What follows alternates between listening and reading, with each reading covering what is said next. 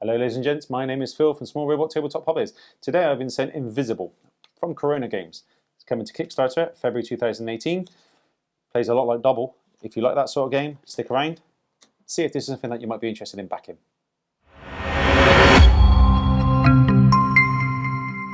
Invisible is much like Dobble in some ways. Dobble is a game where obviously you spot the difference between cards and there's at least one symbol on every card replicated across the deck.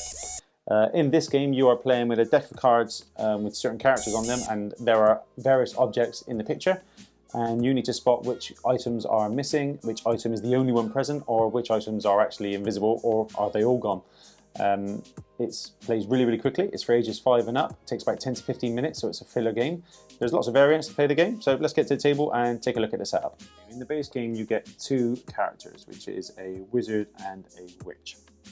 As you can see, each character has multiple icons, multiple things on the card which show, you know, for example, he has his phoenix and his familiar, and there's a dice and a watch and a clock and a bag and a hat, all sorts of things that our wizard is actually wearing, and things that we can try and spot that are gone, present, not there, whatever it could be.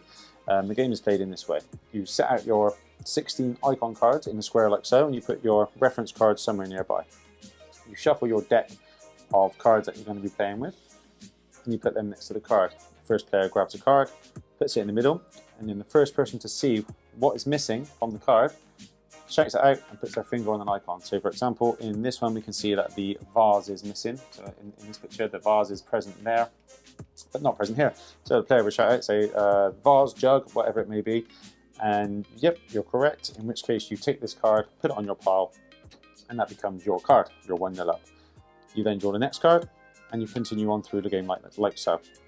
When we're looking at this card, it looks like everything is missing. If everything is missing, we touch the eye icon over here, and we say everything's gone. In which case some people may say, no, it's just, or I can see the book.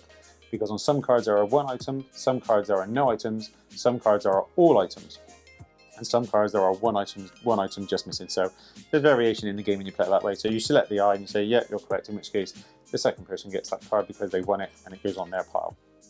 The same applies for the witch. So if you were to set up with the witch deck, you would do exactly the same thing. The cards themselves are different, so there are different things to find. In this case, we can see that when you look at the 2 cards, only the book is visible. So you find the book on the outside, check book, and you put your finger on it because the book is in play.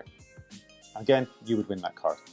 Fairly simple stuff, much like Dobble itself. There is another variation of the game where you can actually deal the cards to each player, and the aim of the game is to get rid of your cards every time somebody gets it right. So as the first person, you would put your card in the middle, and if you were to guess right which card is actually missing, that card goes away, and you get to play another card.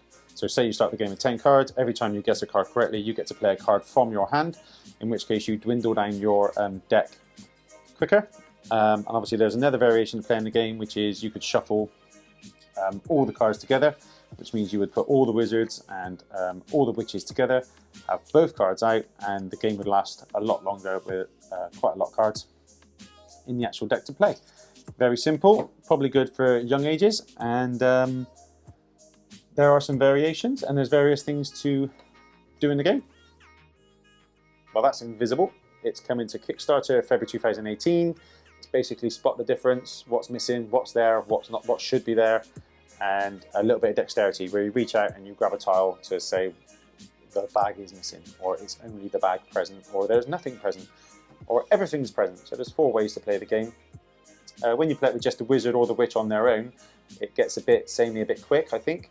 So I find that shuffling half and half, so having half a deck of wizards and half a deck of witches, was the best way to go, because it added more things to look at. So you're not just getting used to looking at the same card, and it just made things a little bit more complex.